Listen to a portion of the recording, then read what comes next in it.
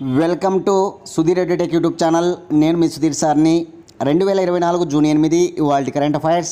First question, world oceans day ప్రపంచ మహాసముద్ర దినోత్సవాన్ని ప్రతి ఏటా ఏ తేదీని నిర్వహిస్తారు? వరల్డ్ ఓషన్స్ డే ప్రపంచ మహాసముద్ర దినోత్సవాన్ని ప్రతి ఏటా జూన్ 8వ తారీఖున నిర్వహిస్తారు.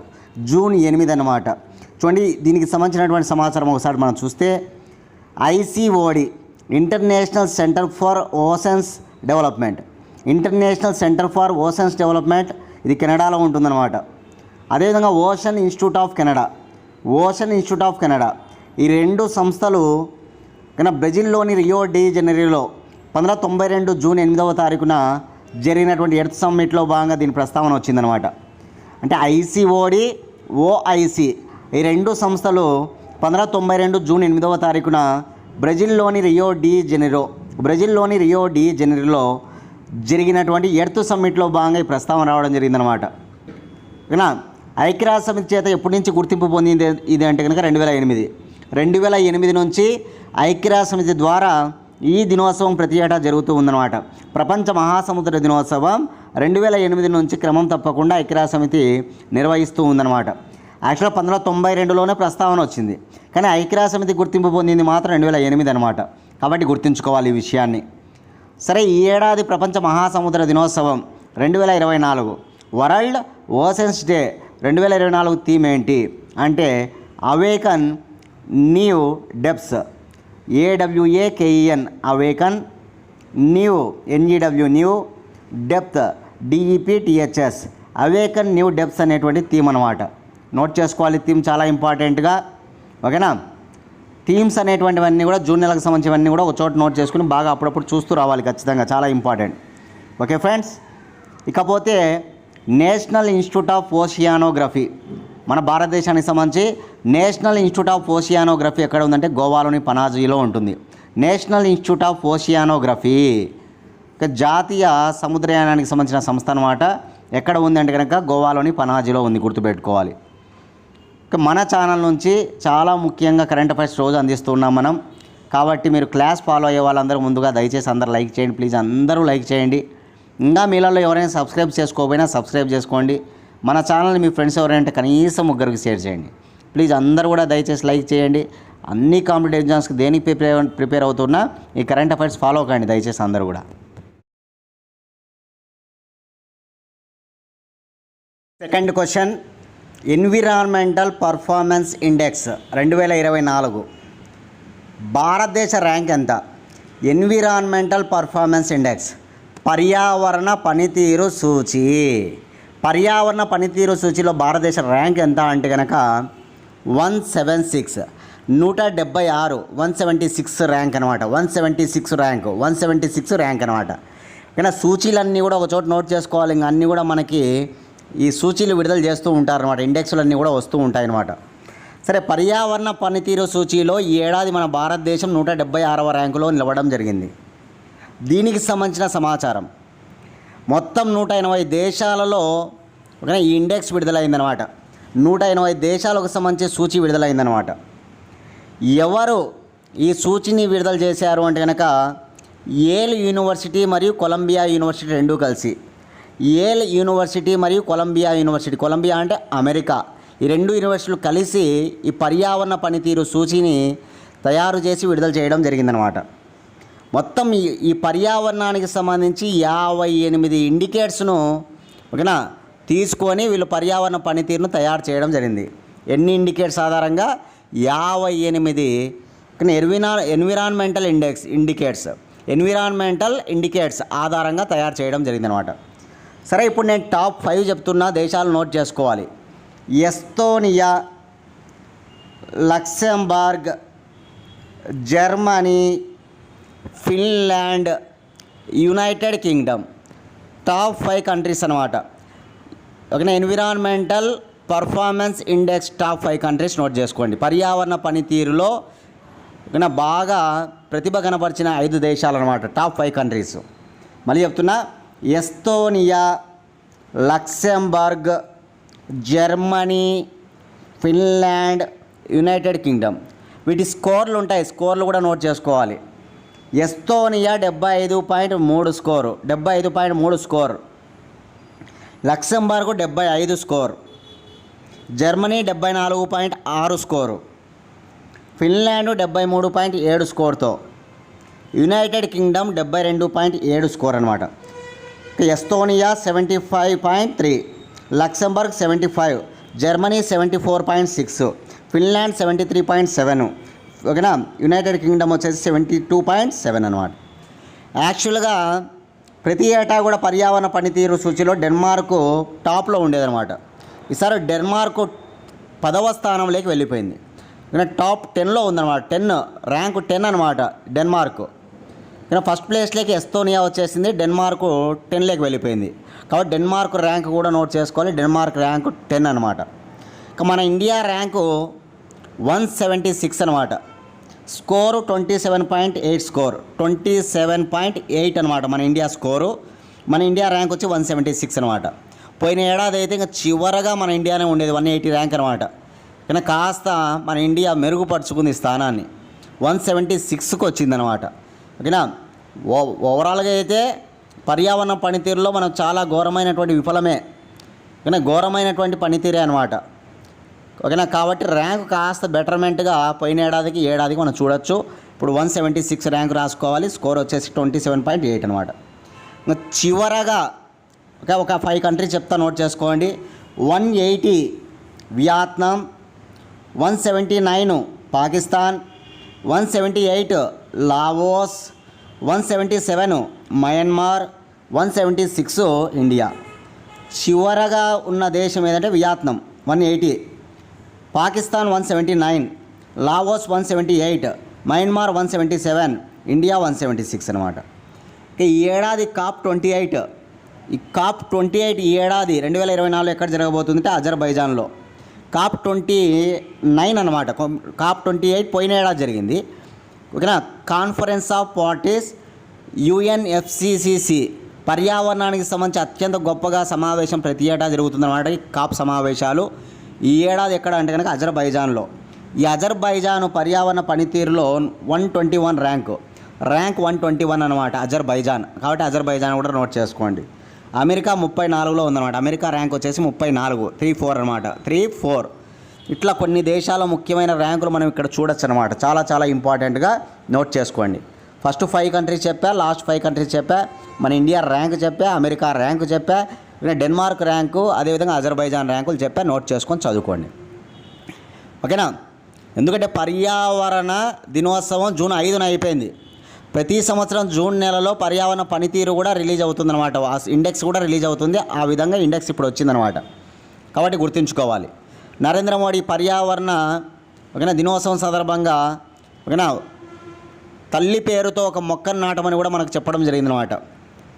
ఓకేనా. తల్లి పేరుతో ఒక మొక్కను నాటండి అని కూడా ఆయన పిలుపు ఇవ్వడం జరిగింది.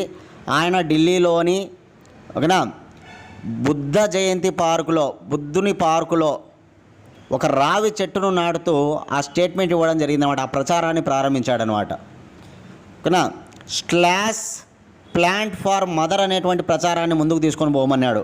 పార్టీ కార్యకర్తలకు, పార్టీ నాయకులకి, ప్రజలకి, అందరికి కూడా ప్లాంట్ ఫార్ మదర్. ఓకేనా. సోషల్స్ మీడియాలో మొత్తంగా దీన్ని ఆ ప్రచారాన్ని ఓకేనా తీసుకోమని చెప్పాడు అనమాట. కాబట్టి జూన్ నెల వచ్చేసరికి పర్యావరణం విషయంలో మనం గుర్తుపెట్టుకోవాలి ఇవన్నీ కూడా. పర్యావరణ దినోత్సవం థీమ్ ఏంటి? కామెంట్ బాక్స్లో మీ సమాధానాన్ని తెలియజేయండి. 2024 పర్యావరణ దినోత్సవం యొక్క థీమ్ ఏమిటి? జూన్ 5న నేను క్లాస్లో చెప్పా మీకు, ఆ దినోత్సవం థీమ్ చెప్పా ఓకేనా. కాబట్టి థీమ్ నోట్ చేయండి.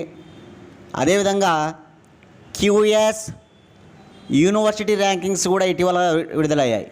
QS యూనివర్సిటీ ర్యాంకింగ్స్లో టాప్ 4 యూనివర్సిటీస్ ఏమున్నాయి, మన ఇండియాలో టాప్ 4 యూనివర్సిటీస్ ఏమున్నాయి? కామెంట్ బాక్స్లో మీ సమాధానాన్ని చేయండి. ఎందుకంటే ఇప్పుడు ఒక ఇండెక్స్ వచ్చింది కాబట్టి గత ఇండెక్స్ని నేను అడుగుతూ ఉన్నా మిమ్మల్ని.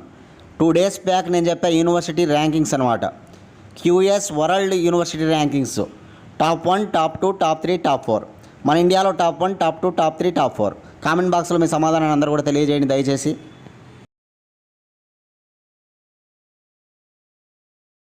థర్డ్ క్వశ్చన్, విదేశీయులను కూడా సైన్యంలో చేర్చుకుంటాము అని ప్రకటించిన దేశం ఏది?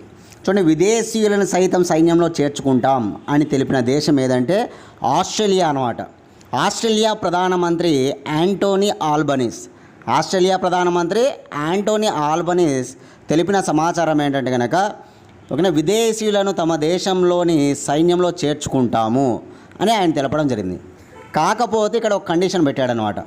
తమ సైన్యంలో చేర్చుకోబోయే విదేశీయులు తమ దేశంలో 12 నెలలు నివాసం ఉండాలన్నమాట. తమ దేశంలోని సైన్యంలో చేర్పించుకోవాలంటే కనుక విదేశీయులు తమ దేశంలో 12 నెలలు నివాసం ఉండాలి, అంటే 1 సంవత్సరం నివాసం ఉండాలన్నమాట. అట్లాంటి వారికి ఆ ఛాన్స్ ఇస్తున్నారన్నమాట. ఎందుకంటే సైన్యం మరింత బలోపేతం చేసుకోవాలనే నిర్ణయంతో ఆస్ట్రేలియా ఉందన్నమాట. ఈ క్రమంలో తీసుకున్న నిర్ణయం అన్నమాట విదేశీయులను కూడా ఆ సైన్యంలో చేర్చుకోవాలని.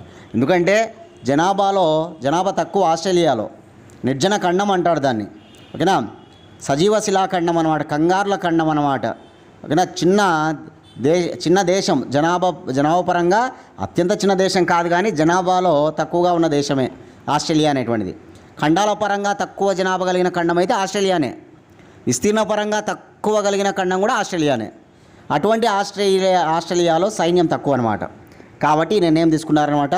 అంతేకాదు ఓకేనా, ఆస్ట్రేలియా, యునైటెడ్ కింగ్డమ్, ఓకేనా, యునైటెడ్ స్టేట్స్, ఈ 3 కలిసి ఒక కూటమి ఉందన్నమాట, అకాస్ అని.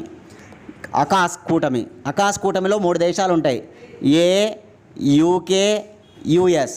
అకాస్, యూకే, యుఎస్ అనమాట. అకాస్లో ఉన్న 3 దేశాలు ఏంటి? ఆస్ట్రేలియా, యునైటెడ్ కింగ్డమ్, ఓకేనా, యునైటెడ్ స్టేట్స్ అనమాట, అమెరికా అనమాట. ఈ 3 ఉంటాయి అన్నమాట, ఓకేనా. కాబట్టి ఆ 2 దేశాలు సపోర్ట్ చేస్తున్నాయన్నమాట కాస్త మిలిటరీ పరంగా ఆస్ట్రేలియాకి. కాబట్టి గుర్తుపెట్టుకోవాలి. ఆస్ట్రేలియా దేశ రాజధాని కాన్బెర్రా. ఆస్ట్రేలియా దేశ భాష ఇంగ్లీష్. ఆస్ట్రేలియా దేశ కరెన్సీ డాలర్. ఆస్ట్రేలియా, ఓకేనా, రాజు చార్లెస్ III అనమాట, ఓకేనా, చార్లెస్ III. ఆస్ట్రేలియా ప్రధానమంత్రి యాంటోనీ ఆల్బనీస్ అనమాట. ఇవి గుర్తుపెట్టుకోవాలి. నా నుంచి మీకు ఒక క్వశ్చన్ ఏంటంటే కనుక, ప్రపంచంలోనే తొలిసారిగా చెక్క ఉపగ్రహాన్ని తయారు చేసిన దేశం ఏది? చూడండి, ప్రపంచంలోనే తొలిసారిగా చెక్కతో తయారు చేయబడినటువంటి శాటిలైట్ అనమాట, ఉపగ్రహం అనమాట, ఓకేనా. అది ఏ దేశ శాస్త్రవేత్తలు తయారు చేశారు? కామెంట్ బాక్స్లో మీ సమాధానాన్ని అందరూ కూడా తెలియజేయండి. క్వశ్చన్ నెంబర్ 4, 2024 జూన్ నాటికి ప్రపంచంలో అతిపెద్ద ప్రజాస్వామ్య దేశంగా నిలిచినది ఏది? చూడండి, 2024 జూన్ నాటికి అతిపెద్ద ప్రజాస్వామ్య దేశం డెమోక్రసీ కంట్రీగా, లార్జెస్ట్ డెమోక్రసీ కంట్రీగా ప్రపంచంలో ఏ దేశం అవతరించింది అంటే, ముందు కూడా ప్రజాస్వామ్య దేశంలో అతిపెద్దది ఏదంటే కనుక భారతదేశమే, ప్రజెంట్ కూడా భారతదేశమే అనమాట. ఈ విషయాన్ని ఎవరు తెలిపారంటే ఎలక్షన్ కమిషన్, భారత ఎన్నికల సంఘం తెలపడం జరిగిందనమాట. గుర్తుపెట్టుకోవాలి. కానీ ఏ దేశం? మన భారతదేశం అతిపెద్ద ప్రజాస్వామ్య దేశం అనమాట. ఎందుకు ప్రజాస్వామ్యం అంటామంటే, ఓకేనా, ప్రతి 5 సంవత్సరాలకు ఒకసారి ఎన్నికలు జరపడం, అక్కడ ఓటర్లు ఆ నేతలను ఎన్నుకోవడం జరుగుతుందన్నమాట. ప్రజాస్వామ్యబద్ధంగా ఎన్నికలు జరుగుతాయన్నమాట. అందుకే ప్రజాస్వామ్య దేశం అనమాట. కాబట్టి అతిపెద్ద ప్రజాస్వామ్య దేశం అంటే ఎక్కువ మంది ఓటర్లు ఎక్కడ ఉన్నారనే దాన్ని బట్టి ప్రజాస్వామ్య దేశం అని చెప్పడం జరుగుతుందన్నమాట. ఓకేనా. మన భారతదేశంలో ఈ ఏడాది 18వ సార్వత్రిక ఎన్నికలు జరిగాయి. లోక్సభకు సంబంధించి 18వ సార్వత్రిక ఎన్నికలు జరిగాయి. 17వ లోక్సభను రాష్ట్రపతి రద్దు చేయడం కూడా మనం చూసామన్నమాట. ఓకేనా. మొత్తం 7 దశల్లో ఎన్నికలు జరిగాయి అన్నమాట. ఎన్ని దశల్లో ఎన్నికలు జరిగాయి? 7 దశల్లో ఎన్నికలు జరిగాయి అన్నమాట. గుర్తుపెట్టుకోవాలి. ఓకేనా. మార్చి 16వ తేదీ నుంచి జూన్ 4వ తేదీ వరకు అలా 7 దశల్లో ఎన్నికలు జరిగాయి అన్నమాట. ఓకేనా. 7 దశలలో అత్యధికంగా ఓటింగ్ శాతం ఏ దశ అంటే 4వ దశ అని కూడా మనం చెప్పుకున్నాం. ఓటింగ్ శాతం ఎక్కువగా ఏ దశలో జరిగింది? 4వ దశలో అనమాట. ఓకేనా. అలా 82 రోజుల పాటు ఓకేనా ఈ ప్రయాణం జరిగిందనమాట. ఈ 18వ సార్వత్రిక ఎన్నికలు ఎన్ని రోజులు జరిగాయంటే కనుక 7 దశలు 82 రోజుల పాటు జరిగిందనమాట. మొత్తం మన భారతదేశంలో ఎంతమంది ఓటర్లు అంటే 96.88 కోట్ల మంది ఓటర్లు ఉన్నారు. 96.88 కోట్ల మంది ఓటర్లు ఉన్నారు. జనాభా ఏమో 144 కోట్ల జనాభా 144 కోట్లు. ఓటర్లు మాత్రం 96.88 కోట్ల మంది ఓటర్లు ఉన్నారనమాట. ఇక ఓటు హక్కును వినియోగించుకున్న వారు 64.2 కోట్ల మంది ఓటు హక్కును వినియోగించుకున్నారు. ఇది కూడా మనం చెప్పుకున్నాం. 64.2 కోట్ల మంది ఓటర్లు ఓటు హక్కును వినియోగించుకోవడం జరిగిందనమాట. ఓకేనా. ఇవన్నీ కూడా మనం చెప్పుకున్నాం. ఎలక్షన్ కమిషన్ ఈ ఎలక్షన్కి సంబంధించి అవకతవకల కోసం ఏకంగా 27 యాప్లను ప్రారంభించింది అనమాట. 27 యాప్లను ప్రారంభించింది, అది కూడా మనం చెప్పుకున్నాం. ఓకేనా. ఏకంగా ఈసారి 8,360 మంది పోటీ కూడా చేశారనమాట. 8,360 మంది అభ్యర్థులు పోటీ చేయడం జరిగిందనమాట. ఈ విషయం కూడా మనం చెప్పుకున్నాం. ఇకపోతే అరుణాచల్ ప్రదేశ్లోని మాలేగాంలో ఒకే ఒక ఓటర్ ఉంటే కనుక ఎలక్షన్ కమిషన్ అక్కడ కూడా పోలింగ్ బూత్ను ఏర్పాటు చేయడం జరిగిందనమాట. ఒక్క ఓటర్కు పోలింగ్ బూత్ అనమాట. అంటే ప్రతి ఓటు కూడా ఎంత ఇంపార్టెన్స్ అని చెప్పడానికి ఎలక్షన్ కమిషన్ అరుణాచల్ ప్రదేశ్లో మాలేగాంలో ఒకే ఒక ఓటు ఉంటే అక్కడ కూడా పోలింగ్ బూత్ ఏర్పాటు చేసిందనమాట. ఇకపోతే ప్రపంచంలోనే అత్యంత ఎత్తులో పోలింగ్ బూత్ను ఏర్పాటు చేసింది ఎలక్షన్ కమిషన్. కానీ ఏంది ఆ పోలింగ్ బూత్ అంటే కనుక తసిగాంగ్ పోలింగ్ బూత్ ఎక్కడ ఉందంటే హిమాచల్ ప్రదేశ్లో ఉందన్నమాట. ఇంకా 15,286 అడుగుల ఎత్తు, 15,286 అడుగుల ఎత్తు అనమాట. ప్రపంచంలోనే అత్యంత ఎత్తులో పోలింగ్ బూత్ అనమాట, గుర్తుపెట్టుకోవాలి. కానీ ఇవన్నీ కూడా మనం చెప్పుకున్నాం. కాబట్టి ఈరోజు ప్రపంచంలో అతిపెద్ద ప్రజాస్వామ్య దేశంగా ఏ దేశం మళ్ళీ నిలిచిందంటే కనుక మన భారతదేశం. ఎంతమంది ఓటర్లతో? 96.88 కోట్ల మంది ఓటర్లతో. ఇలా ఈ సంవత్సరం 2024లో 18వ సార్వత్రిక లోక్సభ ఎన్నికలలో ఎంతమంది మహిళలు ఎన్నిక కావడం జరిగింది? మొత్తం పోటీ చేసిందేమో 797 మంది. ఇందులో ఎంతమంది ఎన్నికయ్యారనేది కామెంట్ బాక్స్లో మీ సమాధానాన్ని తెలియజేయండి. 2019 ఎన్నికల్లో ఎంతమంది ఎన్నికయ్యారు? ఈ ఏడాది 2024లో జరిగిన ఎన్నికల్లో ఎంతమంది ఎన్నికయ్యారు మహిళలు? కానీ ఎక్కువగా వెస్ట్ బెంగాల్ నుంచి అని కూడా నేను చెప్పాను. వెస్ట్ బెంగాల్ నుంచి 11 మంది ఉన్నారు. పోటీ చేసిన వాళ్ళు ఎక్కువగా భారతీయ జనతా పార్టీ నుంచి, భారతీయ జనతా పార్టీ తర్వాత ఎక్కువగా పోటీ చేసిన వాళ్ళు కాంగ్రెస్ పార్టీ నుంచి ఉన్నారనమాట. ఓకేనా. కాబట్టి నా నుంచి క్వశ్చన్ ఏంటంటే కనుక ఎన్నికైన వాళ్ళు ఎంతమంది అనేది కామెంట్ బాక్స్లో మీ సమాధానాన్ని తెలియజేయండి. చూద్దాం ఎంతమంది చేస్తారనేది. మన ఛానల్ నుంచి 1 ఇయర్ కరెంట్ అఫైర్స్ రెడీగా ఉన్నాయి.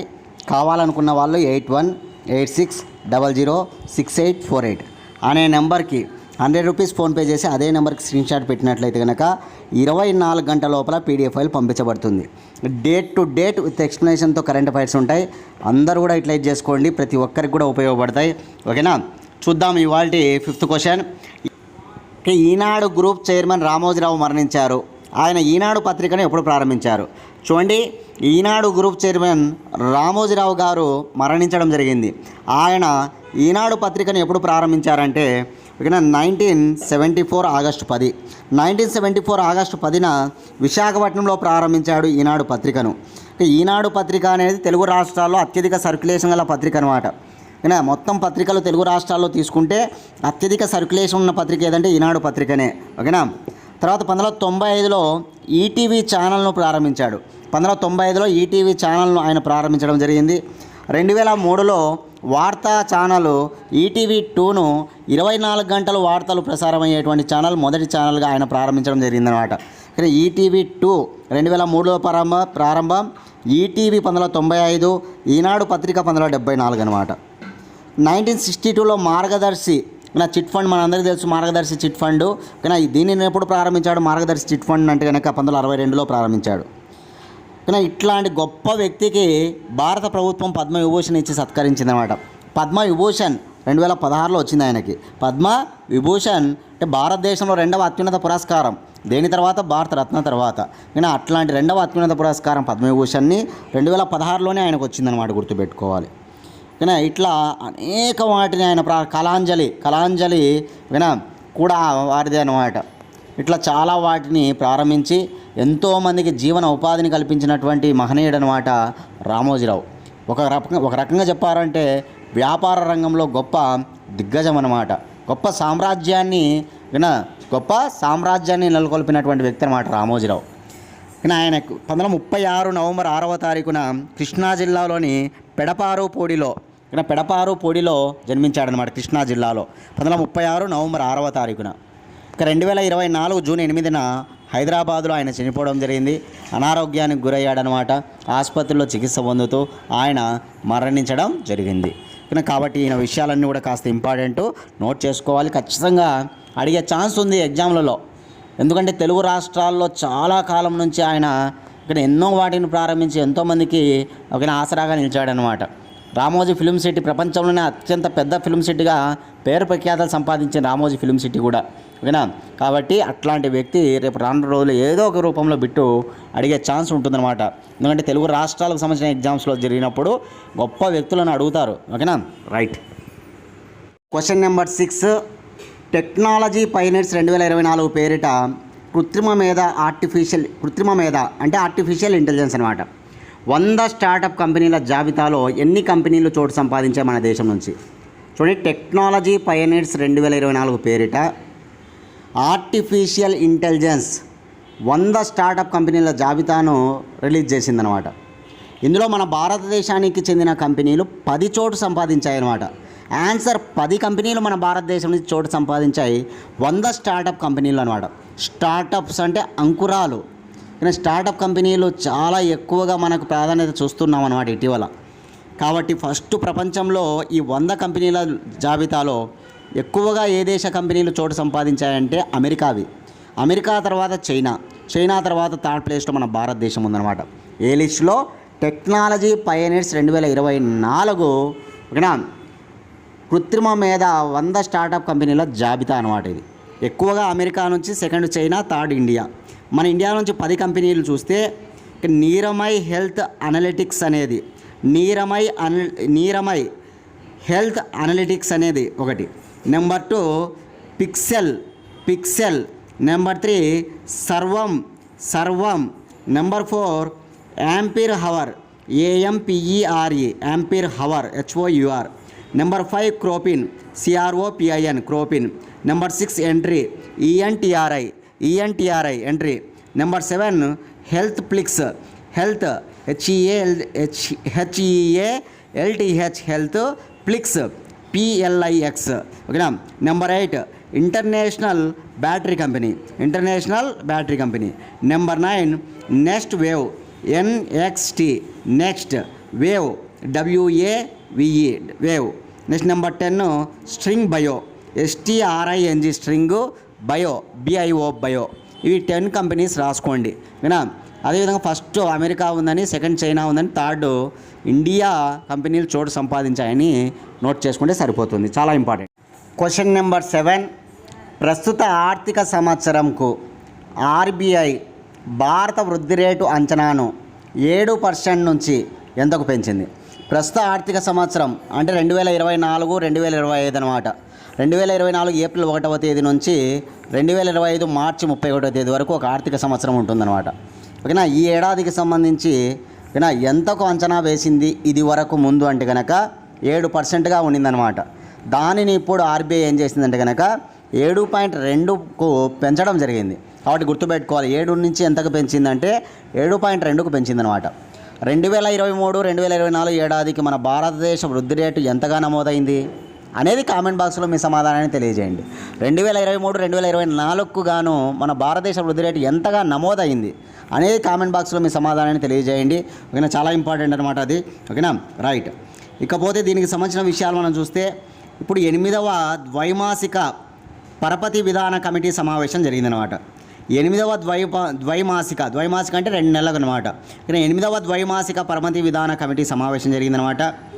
రెపో రేట్లలో ఎటువంటి మార్పు కనబరచలేదన్నమాట. 2023 ఏప్రిల్ నుంచి 6.5గా ఉంది రెపో రేట్ శాతం. రెపో రేట్ శాతం ఎంత? 6.5గా ఉందన్నమాట.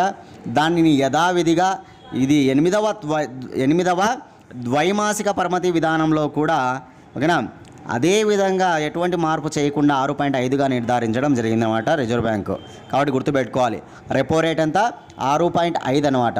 8వ ద్వైమాసిక పరపతి ఓకేనా 8వ ద్వైమాసిక పరపతి విధాన కమిటీ సమావేశంలో భాగంగా తీసుకున్న నిర్ణయం యథావిధిగా యథావిధిగా ఉంచడమే అనమాట. 6.5% రెపో రేటు గుర్తుపెట్టుకోవాలి. ఓకేనా, రైట్.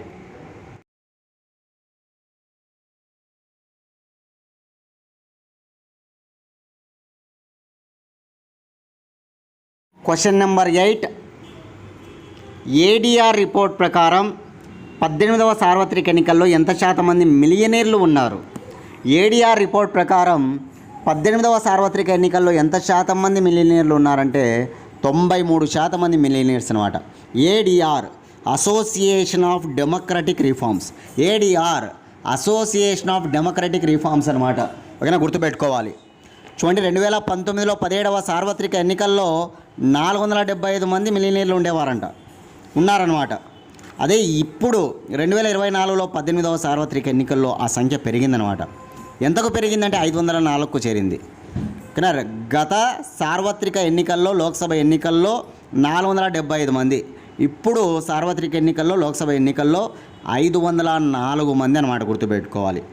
ఎంతమంది, ఎంత శాతం అంటే కనుక ఇది 93% మేర ఉన్నట్టుగా మనం చెప్పాలి. ఎందుకంటే లోక్సభ స్థానాలు 543 అనమాట.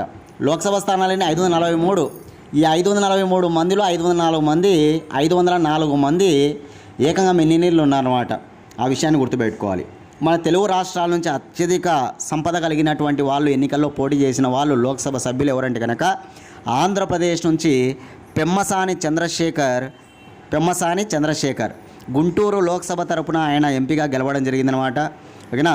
ఆయన ఒక క్యాబినెట్, ఓకేనా, మనకి కేంద్ర మంత్రిగా కూడా అయ్యే ఛాన్స్ ఉందన్నమాట పెమ్మసాని చంద్రశేఖర్కి. తెలుగుదేశం పార్టీ అనమాట. తెలుగుదేశం పార్టీ గుంటూరు నియోజకవర్గంగా గుర్తుపెట్టుకోవాలి. 5,705 కోట్లు ఆయనకు ఉన్నట్టుగా ఆయన తన యొక్క అఫిడవిట్లో తెలపడం జరిగిందనమాట. 5,705 కోట్లు ఉన్నట్టు తాను తన యొక్క ఎన్నికల అఫిడవిట్లో తెలపడం జరిగిందనమాట. ఇక తెలంగాణ రాష్ట్రం నుంచి తీసుకుంటే కొండా విశ్వేశ్వరరెడ్డికి ఎక్కువ సంపద అనమాట. చేవేళ్ళ నియోజకవర్గం, ఏ నియోజకవర్గం తరపున ఆయన ఎంపీ అంటే చేవేళ్ళ నియోజకవర్గం అనమాట. ఇతని యొక్క సంపద ఎంత అంటే 4,568 కోట్లు ఉన్నట్టుగా అఫిడవిట్లో తెలపడం జరిగింది. 4,568 కోట్లు ఉన్నట్టు తెలిపాడనమాట. భారతీయ జనతా పార్టీకి చెందిన వ్యక్తి ఇతను. ఇవి నోట్ చేసుకోండి, చాలా ఇంపార్టెంట్. ఓకేనా. Right. 9th question. FIDE rankings 2024లో భారతీయుడు అర్జున్ ఇరిగేసి సాధించిన ర్యాంక్ ఎంత? చూడండి, ఫిడే ర్యాంకింగ్స్ 2024లో భారతీయుడు అయినటువంటి అర్జున్ ఇరిగేసి సాధించిన ర్యాంకు 5వ ర్యాంక్ అనమాట. ప్రపంచంలో చాలా గొప్పగా చెస్ ఫెడరేషన్ ఏదంటే కనుక ఈ ఫిడేనే అనమాట. అంతర్జాతీయ చెస్ ఫెడరేషన్ అంటే ఫిడే. 1924లో ఫిడే ఏర్పడిందనమాట. ఫిడే ప్రధాన కార్యాలయం లుసానే, స్విట్జర్లాండ్. ఫిడే ప్రస్తుత ప్రెసిడెంట్ ఎవరంటే ఆర్కాడీ డ్వోరోవిచ్. ఫిడే ప్రస్తుత వైస్ ప్రెసిడెంట్ మన భారతీయుడైనటువంటి విశ్వనాథ్ ఆనంద్. ఫిడే ప్రస్తుత ప్రెసిడెంట్ ఎవరంటే మన భారతీయుడైనటువంటి విశ్వనాథ్ ఆనంద్ అనమాట.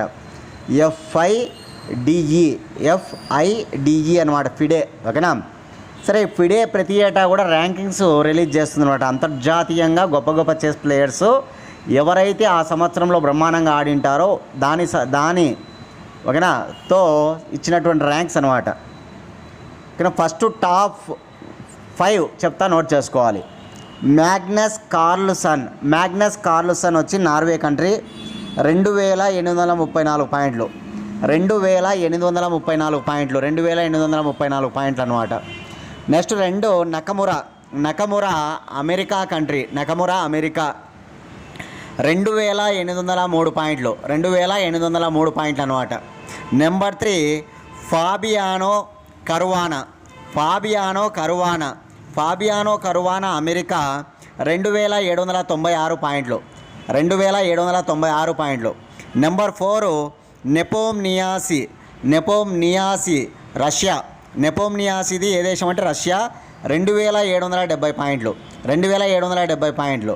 5 నెంబర్ 5 వచ్చేసి అర్జున్ ఇరిగేసి భారత్ అనమాట, 2,769 పాయింట్లు. ఇప్పుడు మనం తెలుసుకోవాల్సినటువంటి వ్యక్తి మన భారతీయుడైనటువంటి అర్జున్ ఇరిగేసి గురించి బాగా. ఈ ఫిడే ర్యాంకింగ్స్లో అర్జున్ ఇరిగేసి సాధించిన ర్యాంక్ ఎంత అంటే కనుక 5వ ర్యాంక్, 5th ర్యాంక్ అనమాట. 5th rank. మన భారతదేశంలో అయితే టాప్లో ఉన్నాడు, ప్రపంచంలో అయితే 5th ర్యాంక్లో ఉన్నాడు ఫిడే ర్యాంకింగ్స్లో అర్జున్ ఇరిగేసి. టాప్ ప్రపంచంలో ఎవరంటే మ్యాగ్నస్ కార్ల్సన్ అనమాట, నార్వే.